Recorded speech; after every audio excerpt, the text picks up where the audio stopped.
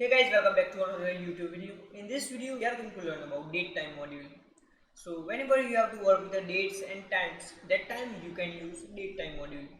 So basically, date time module is a Python inbuilt module. That means you don't need to install that module. Okay. So let's import our date time module and learn more about that. So I am just going to write import date time. Okay, so now first thing is that how do we get a current date? Okay, so for getting a current date, you have to just write datetime dot date dot today. Okay, so now I am going to store this line of code inside a one variable. So let's say current date. Okay, and now I am going to print current date. So here you can see that here we are getting a current date, that is a 2020, 5th and 29th. What if we want to get only current year? So that time you can simply print current date dot year. Okay. So here you can see that here we are getting 2020, that is a current year. What if we want to get a current month? So you can print current date dot month. If we want to get a current days, so you can print current date dot day. So here you can see that here we are getting 2020, that is current year, 5th and 29th. Okay. Now we are going to talk about that how do we create a date time object. Okay. So first I am going to erase this, and now I am going to create one variable. So let's say date. So now we want to create a date time object. So I am going to write datetime dot date and parenthesis.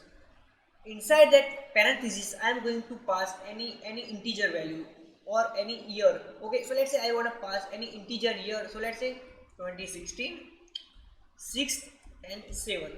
So here you can see that I passed here all integer values. Okay. Now I am going to print our date. So here you can see that here we are getting 2016, 6th and 7th. Okay. Let's check the type of our date time. Okay, type of our date variable. So here we are getting class datetime dot date. That means date is a object of datetime dot date class. Okay. So what if I do string here? So here you can see that it is showing us error. Okay. So that means you have to do integer numbers. You have to pass integer numbers. Now we are going to learn about time delta. Okay, so first I am going to erase this, and let's create one variable, that's a time d. Okay, inside that I am going to write date time dot time delta and parenthesis. Inside that parenthesis I am going to pass this is equal to 365. So basically whenever you want to add days in a current date or subtract days from a current date, that time you can use a time delta. Okay, so let's say here I am going to add 365 days, that means 1 year in our current date. So I can print, so first let's, okay, so I am going to print current date plus time d. So here you can see that here we are getting 2021. Okay, so you can see that it is a 21. Let's print our old current date, that is a 2020. Okay, so here you can see the difference between current date and current date plus time delta. If I want to do subtraction, so I can simply do subtraction here. So here you can see that 1 year is now decreased from our current date. Okay, if I do addition, then we can see that the 1 year is now increased. Okay, so now I am going to erase this, and now what if we wanna get days between two date. Okay, so let's say I want to get a days since birthday. So let's create one variable birth, that is the birth, and now date time dot date. So now I am going to create one date time object. Inside that I am going to pass any birthday. So let's say 2006 and 7. and let's create one variable birthday, and inside that I am going to current date minus birth date, birth. Okay, now I am going to print our birth date.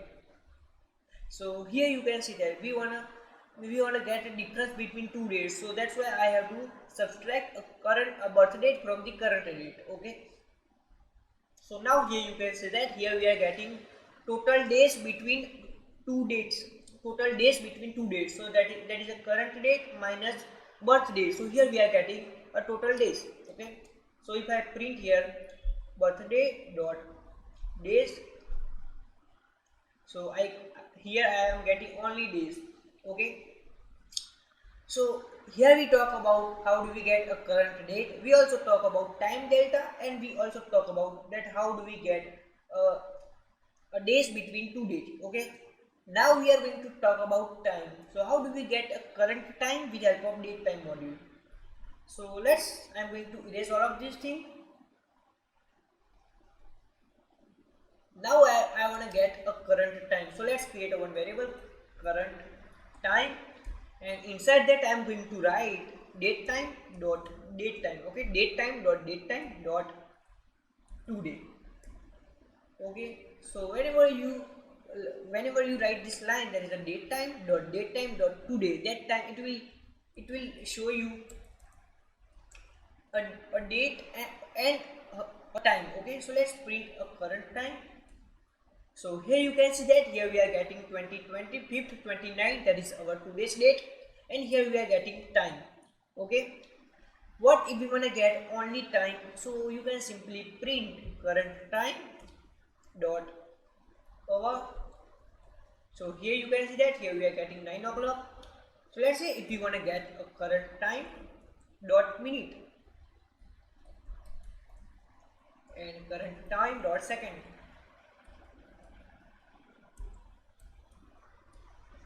So here you can see that here we are getting a current time. If you want to get a microsecond, so you can simply print current time dot microsecond. Okay, so here you can see that 9 o'clock 25 minutes 22 seconds, and that is our microsecond. Okay, so what if you want to get a current time of any time zone? Okay, so let's say we want to get a current time of any time zone like US Alaska. Okay, so whenever you want to get a time zone of any current time zone, so that time you can use PYTZ module. Okay, so PYTZ module is a basically third party module, so you have to install that module. Okay, so let's open our command prompt and just write pip install PYTZ. Okay, so before that you have to connect your internet. In my device I already installed that module, that's why it is saying that requirement already satisfied. Now I am going to import PYTZ module. Import PYTZ. Okay, so whenever we want to get a particular time zone, so that time we can use PYTZ module. So first I am going to erase this thing.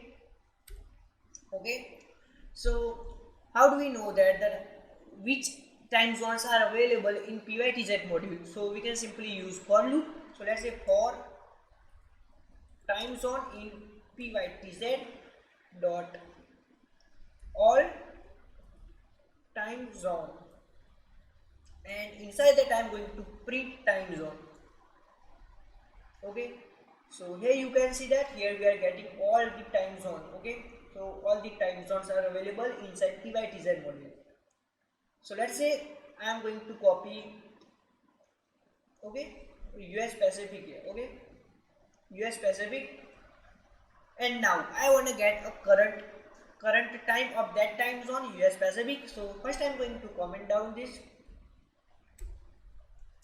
and now I am going to print, let's say time is equal to datetime dot now. Okay, datetime dot now, and inside that I am going to pass PYTZ dot time zone, and inside parentheses I am going to paste this string that is okay. I have to pass entire string US Pacific. Okay, so here I am going to write US Pacific because I want to get a time of US Pacific time zone, and now I am going to print time, that is a variable.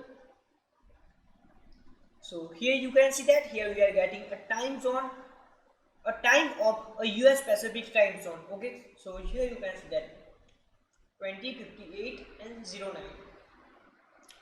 Okay, so let's get time of every time zone. Okay, with help of for loop. So inside for loop I am going to paste this line of code.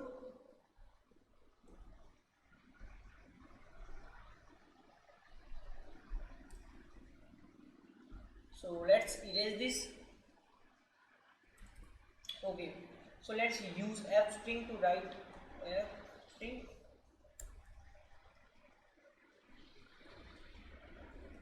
And inside that I am going to write, let's say,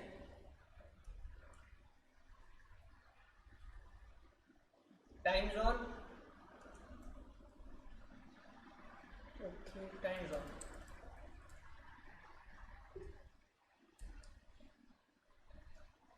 Now I am going to run our code.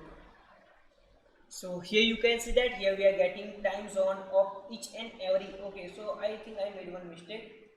I have to add this in curly braces. So here you can see that here we are getting a time of every time zone. Okay, so here you can see that time of every time zone.